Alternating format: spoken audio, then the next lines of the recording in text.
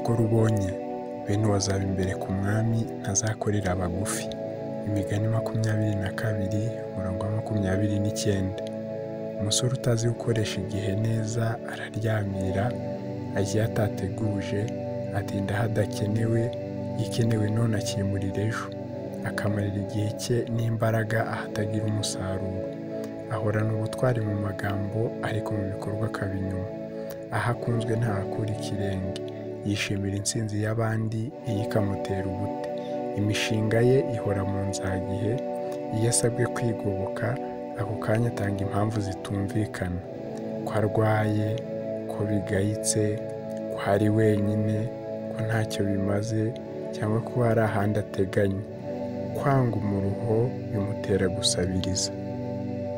Umusore nk'uwo abura aho ahera ubuzima, bimutesha agaciro. Nta cyizere aha ababyeyi be, nta butabazi ageza ku bandi. Uburangare butuma ibyo bipfa ubusa. Ntashobora kwirwanaho iyo ageze mu kaga. Mu bibazo yitakana abandi, ibibazo bye bihora ari imisozi. Amarira no kwivovota niyo ntwaro arwanisha mu buzima. Agirira ishyari abazi gutunganya kuko bamunyaga urwitwazo. Indangare n'abanebwe nizo nshuti ze, ubuhanya bukamuhiga ntambwa.